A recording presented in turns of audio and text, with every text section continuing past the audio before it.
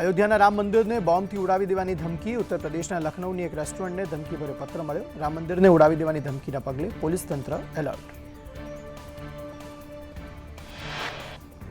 રામ મંદિર અને BKT police મથકને બોમ્બથી ઉડાવી દેવાની ધમકી. ધમકીભર્યા પત્રમાં એક યુવતીના મોબાઈલ નંબરનો પણ ઉલ્લેખ. રાજકોટમાં આંગણવાડીની મહિલાઓનો વિરોધ. જ્યુબિલી ગાર્ડનમાં મોટી સંખ્યામાં મહિલા કર્મીનો વિરોધ. 5000થી વધુ મહિલા કર્મચારીઓ હડતાલ પર ઉતરી. જૂની પેન્શન યોજના અને વેતનમાં વધારો કરવાની માંગ સાથે આંગણવાડી બહેનો ધરણા પર. નવા અપડેટ થયેલ મોબાઈલ આપવા વિરોધ પ્રદર્શન. વડોદરામાં કિસાન સંઘ દ્વારા વિરોધ પ્રદર્શન. કિસાન સંઘના સમર્થનમાં મજદૂર સંઘ મેદાનમાં. અન્ય મજદૂર સંઘ દ્વારા કિસાન સંઘના સમર્થનમાં વિરોધ. મોટી સંખ્યામાં સંગઠનોએ કલેક્ટરને આવેદનપત્ર આપ્યું.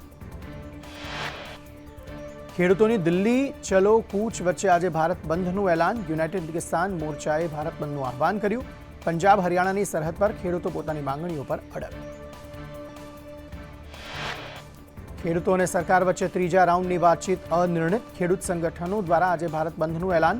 એમએસપીની ગેરંટી સાથે ખેડૂતો ફરી એકવાર આંદોલન પર. ખેડૂતો અને સરકાર વચ્ચે ચોથી બેઠક રવિવારે મળશે. કેટલાક મુદ્દાઓ પર સર્વસંમતિ સધાઈ છે. હજુ પણ કેટલાક વિષયો પર વાતચીત ચાલી રહી છે. ચોથા રાઉન્ડની વાતચીત પણ રવિવારે ચંદીગઢમાં થશે. રવિવાર સુધી ખેડૂતો શંભુ સરહદથી આગળ નહીં વધે. ખેડૂત નેતાઓએ રોષ ઠાલવતા કહ્યું, ચર્ચાનું પરિણામ હોવું જોઈએ. અમે પાકિસ્તાનથી નથી આવ્યા. અમારી બંને તરફ સરહદો બનાવવામાં આવી. સુરતમાં એમએસપીની માંગ સાથે ખેડૂતોનો પ્લેકાર્ડ સાથે વિરોધ. ઓલપાડના દેલાડ પાટિયા પાસે ખેડૂતો એકત્ર થયા. ખેડૂત આગેવાન દર્શન નાયક સહિત 20 ખેડૂતોની અટકાયત. ખેડૂત સંગઠન દ્વારા અપાયું છે ભારત બંધનું એલાન. ખેડૂત સંગઠનો દ્વારા આજે ભારત બંધનું એલાન. ભરૂચમાં ખેડૂત આગેવાનોને પોલીસે નજરકેદ કર્યા. કોંગ્રેસના આગેવાન સંદીપ માંગરોળાને નજરકેદ કરાયા. ભરૂચમાં નેતા મહેન્દ્રસિંહ કરમરિયા સહિતના આગેવાનો પણ નજરકેદ. વિવિધ પડતર પ્રશ્ને અપાયું છે ભારત બંધનું એલાન. આજે વડાપ્રધાનની હરિયાણાના રેવાડીમાં રેલી. રેવાડી એમ્સ સહિત અનેક પ્રોજેક્ટનો શિલાન્યાસ અને ઉદ્ઘાટન કરશે પીએમ. રાહુલ ગાંધીની ભારત જોડો ન્યાય યાત્રા આજે ઉત્તર પ્રદેશના ચંદૌલીથી શરૂ થશે. પ્રિયંકા ગાંધી આ યાત્રામાં જોડાશે. ઝારખંડ સરકારના મંત્રીમંડળનો વિસ્તાર. નવા મંત્રીમંડળમાં 4 થી 5 નવા ચહેરા સામેલ થશે. 2 મંત્રીઓને ડેપ્યુટી સીએમ બનાવાશે. પાટણ જિલ્લામાં કોંગ્રેસના નવા પ્રમુખની વરણી. ગેમર દેસાઈ કોંગ્રેસ પક્ષના નવા પ્રમુખ બન્યા. ઘરે ઘરે જઈ કોંગ્રેસને મજબૂત કરવાની કામગીરી કરવાની ગેમર દેસાઈએ તૈયારી દર્શાવી. મોરબી કોંગ્રેસમાં આંતરિક વિખવાદ. નવા જિલ્લા પ્રમુખની નિમણૂક બાદ કોંગ્રેસમાં વિખવાદ. નવા જિલ્લા પ્રમુખને લઈ પૂર્વ જિલ્લા પ્રમુખની નારાજગી. પ્રદેશ કોંગ્રેસના નિર્ણય સામે નારાજગી. ગુજરાતના સેંકડો બિલ્ડર્સને ઇનપુટ ટેક્સ ક્રેડિટના મામલે જીએસટીની નોટિસ. નાણાકીય વર્ષ 2017-18 અને 18-19માં મેળવેલી ઇનપુટ ટેક્સ ક્રેડિટને લઈ નોટિસ.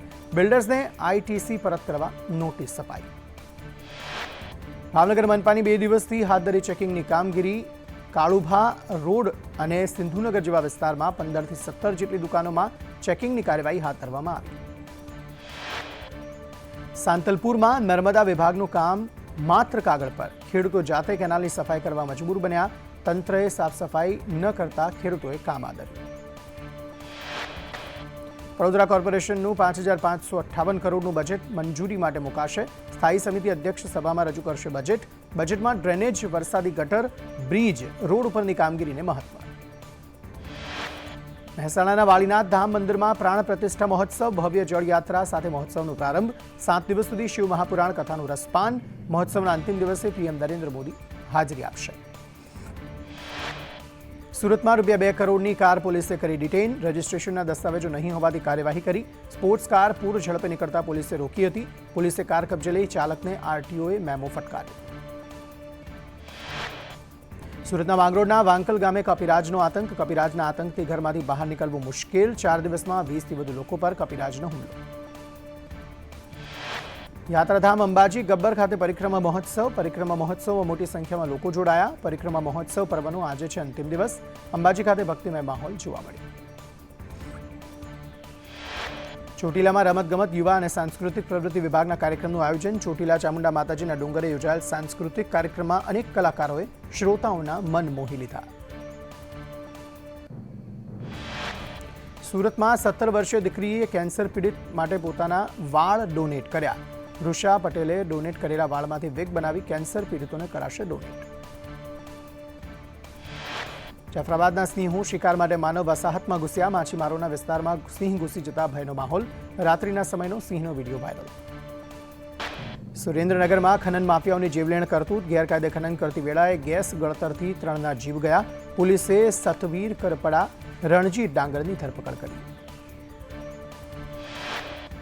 દેવપુર ગામે ખનન માફિયાઓની જીવલેણ કરતૂત. પૂરેલા ખાડાને ફરી ખોદી શ્રમિકોને અંદર ઉતાર્યા હતા. 3 મૃતકોમાં રાજુ નામના વ્યક્તિનું પણ મોત થયું. રાજુ ફસાયેલા 2 શ્રમિકને બહાર કાઢવા ગયો હતો. જૂનાગઢ પોલીસ તોડકાંડમાં આરોપી તરલ ભટ્ટના રિમાન્ડ પૂર્ણ થતાં કોર્ટમાં રજૂ કરાશે. એટીએસે અત્યાર સુધી 22 બેંક એકાઉન્ટની કરી તપાસ. 4 એકાઉન્ટમાં મોટા ટ્રાન્ઝેક્શન થયાનો ખુલાસો. 2 એકાઉન્ટ દુબઈથી ઓપરેટ થતા હોવાનો ખુલાસો થયો.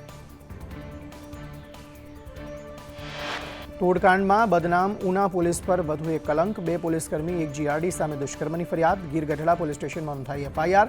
પ્રકાશ શિંગડ નામના વહીવટદારે આચર્યું હતું દુષ્કર્મ. સુરતમાં હિન્દુ યુવા વાહિનીના નેતાની બિલ્ડરની ઓફિસમાં લૂંટ કેસમાં ધરપકડ. વિકાસ આહિરે ફ્લેટના મેનેજરને માર મારી 1.2 લાખની લૂંટ ચલાવી.